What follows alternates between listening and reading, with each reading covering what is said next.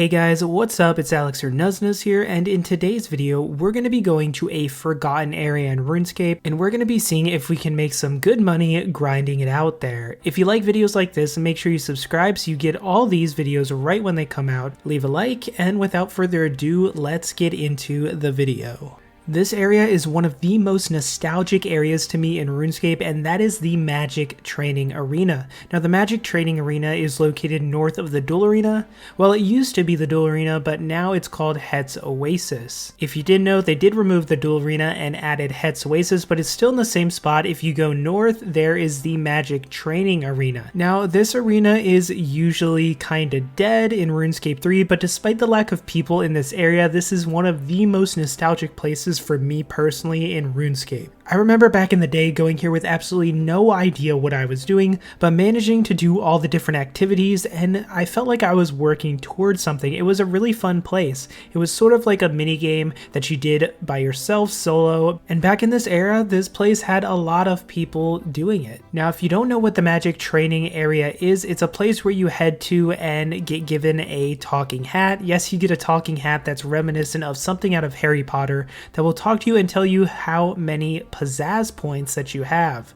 Yes, they're actually called pizzazz points. You earn these points through a variety of activities, all based upon training magic. Then you can redeem these points for a ton of different things that are related to magic as well, like infinity robes, spells, wands, and other cool things. So today I'm going to be doing all the activities in the Mage Training Arena and seeing how much money I can make. So what I first decided to do was buy myself an elemental battle staff, since it gives me all the runes that I need except for like laws, cosmics, and natures, which you'll need to do these. I bought 1k of each of them, but I probably won't need that much. Now I'm going to keep track of time and start these activities and see how it goes. So the first activity I did is the Alchemy room. So in this room you do exactly how it sounds. You go and you alch items for GP, and then you turn that GP in for points. Now in this room, the GP you get per item cycles, and the max GP you can get is 30 GP per item. You go through the room and you grab different items from the ever-changing cupboards, and then you alch them.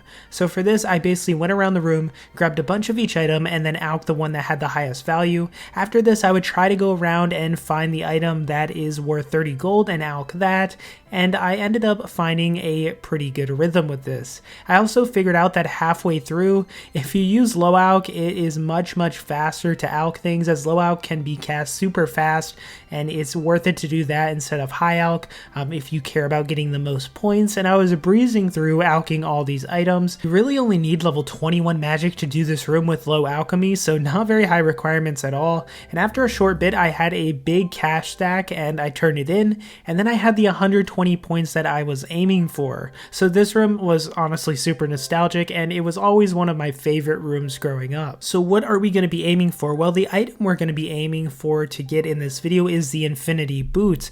Now you might be asking, why are the Infinity Boots so expensive? It shows they're 24 mil. I'm not sure if they go for that, maybe a little bit under, but I know they're valuable because they're actually used for a master clue step. So that means people buy them to put in their hidey holes. So they're something that is used a lot by most people that do master clues, which is why they're so valuable. So that's what we're going to be aiming for today, and seeing how fast we can get them and how much money we can make. So we need to get points from every single room to get these boots. So we finished the alchemy, and now we're going to be moving on. So after this, we did probably the easiest room of the bunch, which is the Enchanting Chamber. Now, the fastest way to get points in the enchantment chamber is to actually pick up these 6 dragon stones that are scattered around the room, and then you want to enchant them, and this is how you get points. Now, usually you would run around and pick them up, but a much faster way you can do this to get points is to use law runes and use the telekinetic grab spell on the dragon stones. If you keybind this spell and use it on the dragon stones, it'll speed up the process so much and make this insanely fast. So basically, you you go around and you grab all 6 dragon stones with telekinetic grab, and then once you have them, you enchant them all. Now after this, you'll want to hop worlds and repeat this. Basically, you'll just be hopping worlds to worlds with dragon stones in them, picking them up and enchanting them, and repeating this over and over. This is by far the fastest room if you use the telekinetic grab method, and the points are a little bit different for these. It's times 10, so I needed 1200 points for the infinity boots instead of 120, which only took me like 10 minutes of hopping worlds. It was pretty click intensive, but again, very fast, and this room has a bit of a higher requirement if you're going to do it. At level 68 magic needed to enchant the dragon stones, but all around super fast. So after this room, we have the graveyard. Now the graveyard has piles of bones in it that you need to pick up and then turn into fruit with either 2 spells, either the bones to banana spell or bones to peaches spell. Basically, you go around the room and you pick up bones from these big piles of bones. Then you want to turn the bones into fruit and then deposit it into the coffer. Now the catch is you will be taking damage from being in the graveyard, which can actually add up quite a bit and damage you a lot, the falling bones above you, so that's something you have to keep in mind. To survive this, I actually did a few things. I first used the rapid renewal prayer on the normal spellbook. I coupled this with a regen bracelet, and then I brought my enhanced Excalibur to heal up, and I managed to out-heal the hits, and I never had to leave the graveyard or heal myself with food or anything like that. So if you're a lower level and you don't have these things, you could bring a bit of food, or you could leave the graveyard, heal, and come back when you get low. This room was pretty fast as well. It didn't take too long for me to get all my points. The one thing that you do need to keep in mind is you need to make sure you know what bones you're picking up, as some give like 1 fruit for each and then others give you 4. It's basically shown at the top how many bones you get for each, and they go in a continuous cycle, so it's pretty easy to know which bones you're getting next. So you want to get 16 fruit to get your pizzazz points. This room isn't one of my favorites, but at least it was pretty fast. We ended up getting our points after like 15-16 minutes, I believe, so all around not bad. So finally, the room that is probably the most unique out of all these rooms is the Telekinesis room. This room, the objective is simple. You want to get the Rune Guardian from its starting point through the entire maze to the ending square. You'll do this by using telekinetic grab and going to different sides of the maze and then telekinetic grabbing the guardian, and this will pull it left, right, up, down, and you need to basically guide this guardian through the maze. Now you'll get 2 pizzazz points per maze you complete, but then you'll get a bonus of 8 pizzazz points for every 5 mazes that you complete in a row. As for knowing how to do the mazes, a lot of the mazes are pretty self-explanatory, where you just do like 5 or 6 moves and it's pretty easy to know where to go. There are some that are a little more complicated that have 10 plus moves,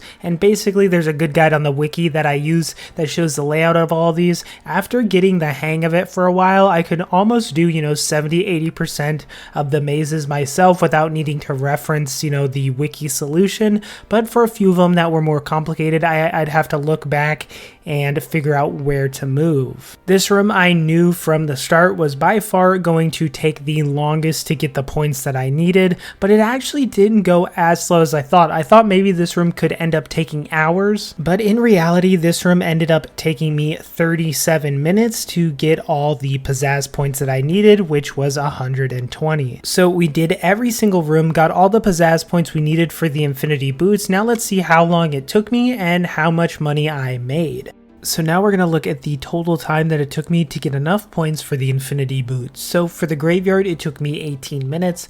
Then for the alchemist room, it took me 26 minutes. It only took 10 minutes for the enchantment room, which was by far the fastest room.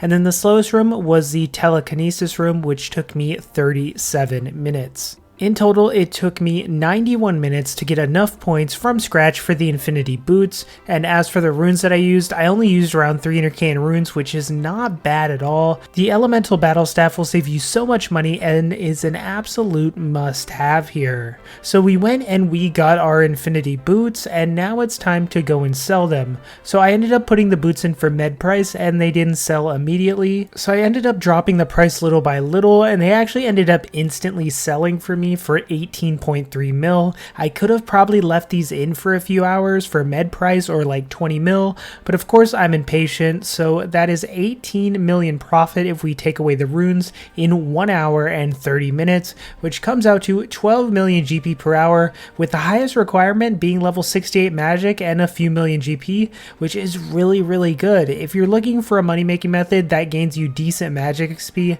and is also something a little bit different from normal and a good change of pace, the Magic Training Arena can absolutely be some amazing money. You can probably make upwards of 15 mil per hour if you were patient, unlike me, and you left the boots in to sell over time for a bit higher, but overall I'm super happy that the Mage Training Arena is still relevant, as it's one of my favorite places, and I really hope some more people give it a try. I hope you guys enjoyed this video. If you did, make sure to smash like, make sure to subscribe if you want more videos like this, and I will see you all in the next video. Thanks for watching, everyone.